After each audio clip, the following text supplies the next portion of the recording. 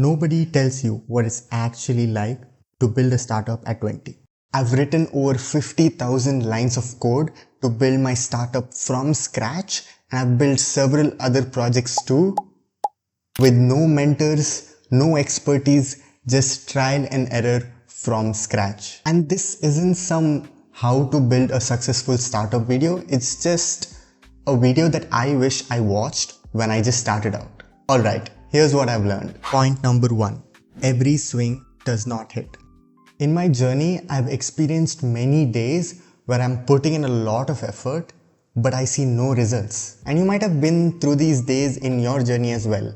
So when you go through it next time, what I like to do is, instead of thinking that my efforts are directly seen as outputs and results, it's being redirected back into building you as a person. And I'll give you an example. Imagine you could be the CEO of Google today, right now. Would you be able to handle the pressure? No, right? And it's because we're not physically and mentally capable of taking that much pressure. We're not there yet. And when we go through such walls, and by walls I mean, imagine you're walking towards your goal and there's a wall in front of you. Like, no matter how much efforts you put in, you're not moving anywhere. So when you encounter such walls, and that's when your energy and your efforts are converted into self-growth and self-development, so that you're able to take in more pressure and your tolerance increases. And recently I came across a line from this book, The Compound Effect. It's a really amazing book. It emphasizes on consistency and why it matters a lot.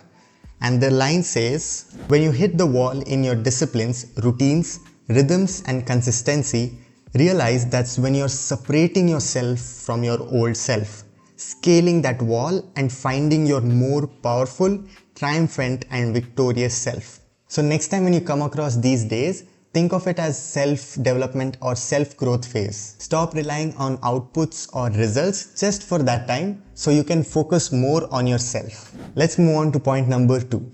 I have a very interesting analogy for this, so hear me out. Few years ago, when I was doing planks at the gym, what I realized was that at the end of the first minute, the tension starts to build, right? Your arms start hurting, your core is hurting, your brain is like, why are you doing? Stop it.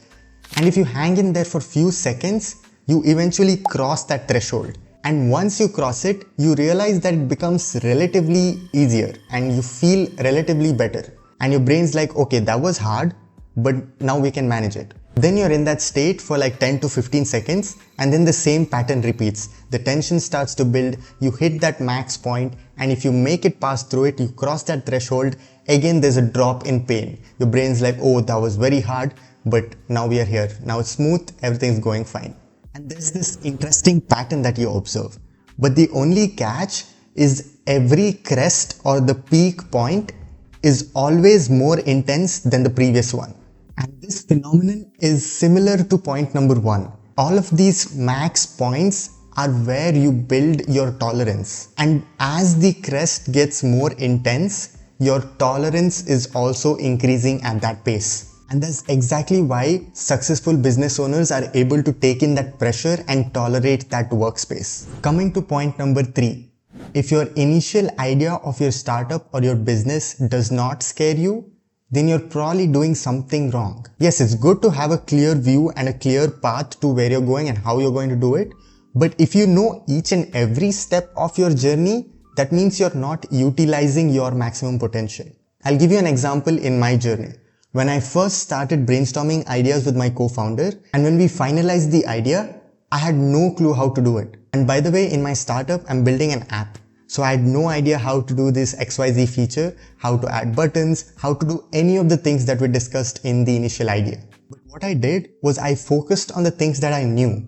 Like, I knew the authentication process, I knew the settings page, the logout, delete account, and all of the basic stuff. So I started with these first. I built the authentication page, the login register page, and the onboarding page where you have small instructions before actually entering the app, and the logout page. Once I was done with that, I kinda had an idea of how I would move further. And if I thought about all the things that I couldn't do right at the beginning, I probably wouldn't even have started. So my point is, it's completely fine if the initial idea scares you. And you can figure it out as you build and that momentum will help you further. Moving on to the last and final point, system beats motivation. There were so many days of my journey where I would come back from college after dance practice and I would be so tired that I would have zero motivation to do anything related to my startup. And I realized that motivation fluctuates a lot. Like, you don't wake up every day feeling highly motivated. So I decided to stop relying on motivation and focus more on systems. Systems like time blocking, habit tracking, and even workflows. These ensure that you get some amount of work done regardless of how you feel that day. And doing this was one of the best decisions I made because it taught me how to stick to the plan regardless of my mood. And that's it for this video. I hope you like it. And also, if you want to copy the exact systems that I use, the habit tracker, the Notion planner, my workflows, watch this video. I talk in detail of how I manage my days. And until then, I'll see you in the next one.